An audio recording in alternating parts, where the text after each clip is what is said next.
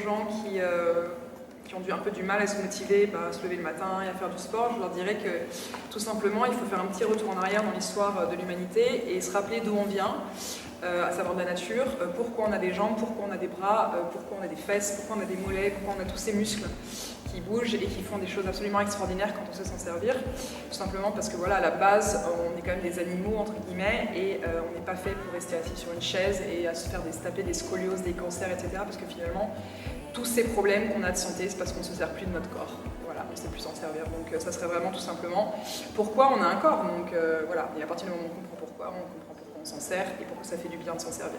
Et pourquoi ça fait du mal surtout de ne pas s'en servir. Une citation qui me correspond, mieux vaut tard que jamais. Parce que j'ai 31 ans, donc je ne suis pas toute jeune. Je me suis lancée dans le sport assez tard, à partir de 22 ans. Donc ça aussi, c'est voilà, quelque chose que j'entends souvent. C'est trop tard, je suis trop vieille, je peux pas, machin, c'est trop tard. Mais non, c'est jamais trop tard. Il y a des gens qui se mettent au sport à 40 ans, 50 ans, 60, 70 ans. Donc il n'est jamais trop tard. Voilà, mieux vaut tard que jamais. Donc comment j'ai commencé dans le fitness? Alors moi, j'ai commencé assez tardivement. Vers 23-24 ans, si mes souvenirs sont bons, et juste avant ça, en fait, avant cette période-là, j'avais été très malade pendant 3 ans, où j'étais boulimique anorexique, où j'ai atteint le poids de 58 kg pour 1m80, donc je vous raconte pas. Alors que là, je fais quand même 74 kg, donc voilà, j'avais perdu beaucoup de poids. Et ensuite, du coup, quand je me suis mis à la boxe et kickboxing et à la muscu, ça a complètement changé ma vie et je me suis jamais arrêtée depuis et je m'arrêterai jamais. Enfin, la seule chose qui m'arrêtera, c'est la mort. Donc les activités sportives que je pratique, donc arts martiaux, incluant kickboxing, muay thai, jiu-jitsu, MMA, tout ça. Pas mal de muscu, mais au sens vraiment, pas uniquement pour se sculpter, j'aime bien faire de la force. J'aime beaucoup le travail en force, le travail en explosif aussi. L'haute intensité, le sport en extérieur, tout ce qui est... en gros, j'aime bien varier les entraînements au maximum et faire en sorte de surprendre mon corps en permanence. Combien de fois je m'entraîne par semaine? Ça va vraiment dépendre en fait de si je suis en train de me préparer pour quelque chose en particulier, que ce soit un combat ou une compète de body ou un événement quelconque, ou tout simplement un shooting photo. Et puis ça va dépendre aussi de mon niveau d'énergie. Est-ce que je suis malade? Est-ce que j'ai été malade? Est-ce que j'ai faim? Est-ce que je suis fatiguée? Mais je dirais dans l'ensemble, la moyenne c'est plus 5 fois par semaine et ça peut être un peu moins et rarement plus quand même parce que j'ai vraiment besoin de repos. Surtout quand je m'entraîne très dur. Mais je dirais minimum 3 fois et de 3 à 5 fois par semaine. Selon moi, les meilleurs exercices pour jambes et fessiers, ce sont les basiques en fait, la base.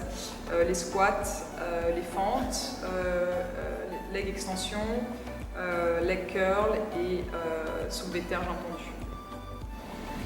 Est-ce que je fais du cardio? Oui, je fais du cardio. C'est pas quelque chose que je fais d'une façon régulière parce que vis-à-vis des objectifs que j'ai en ce moment, je suis en train d'essayer au maximum de garder ma masse et de ne pas la perdre. Et faisant 1m80 étant ectomorphe, c'est un peu compliqué. Donc voilà, j'évite au maximum, sauf si je dois sécher pour un shooting ou voilà, j'en ferai un peu plus. Mais moi, je favorise toujours tout ce qui est explosif, court et intense. Donc les sprints, la haute intensité, les circuits training, ce genre de choses. On me demande souvent ce qu'est ma diète, de façon assez obsessive. Je n'ai pas de diète, voilà, donc vous savez tout. Je sais, j'ai appris un peu par moi-même comment manger et comment bien manger en fait. Donc je mange à peu près la même chose tous les jours en variant 2-3 éléments. Mais voilà, pour ma diète, j'aime pas ce mot, mais pour mon alimentation, je vais dire ma journée typique, je vais manger une banane avec un kiwi le matin, 3 œufs, 2 tranches de pain avec du beurre d'amande dessus et un peu de confiture, un café. Ensuite, 2 heures plus tard, je vais avoir un shake de protéines avec une banane et des amandes. 2-3 heures plus tard, à l'heure du déjeuner, je vais avoir par exemple des champignons avec un steak haché, 5 à 15%, un peu de riz et des légumes, une salade. 2-3 heures plus tard, pareil, normalement je m'entraîne, donc après l'entraînement, je prends un shaker de protéines et une poignée d'amandes avec banane, pareil. Et ensuite dîner, et là, par exemple poisson, légumes et patates douces. Et 2 heures plus tard, juste avant de me coucher, je vais avoir une poignée d'amandes par exemple pour caler pour la nuit, ou peut-être un shaker de protéines si je me suis entraînée vraiment dur.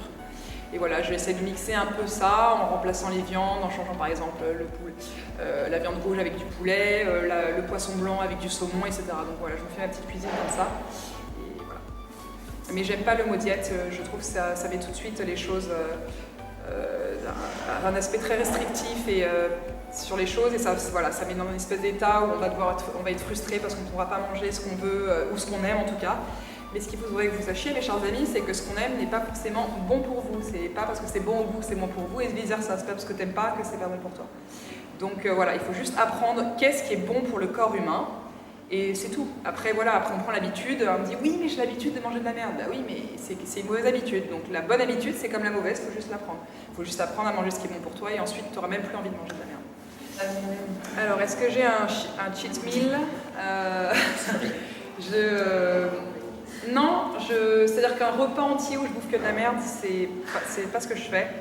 Déjà parce que en fait, mon corps a tellement pris l'habitude de manger ce qui est bon et sain pour lui que dès que je vais manger une pizza qui est dans l'absolu, c'est pas dramatique, mais c'est très lourd, et après une part de pizza, en fait, je suis déjà blindée, je me sens déjà lourde, et voilà.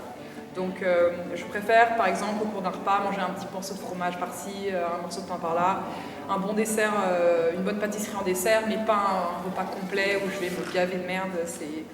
Voilà, je me sentirais mal tout simplement, et puis j'ai l'habitude de manger ça, donc j'ai plus envie de manger de la merde tout simplement. Quel est mon but ultime? Ça fait rire beaucoup de gens, mais je suis très sérieuse quand je dis ça. Changer le monde en fait, un monde meilleur, où la femme ne serait pas simplement un objet sexuel, où on arrêterait de détruire la nature comme on le fait, à une façon absolument effrayante, un rythme effrayant, car il faut se rappeler quand même que si on est là, si on existe, et si on fait tout ce qu'on fait avec tous les outils multimédia, tout ce qu'on veut, c'est parce qu'il y a la nature, et sans nature on crève tous. Donc voilà, j'essaie un peu de faire en sorte que les gens se rendent compte de ça.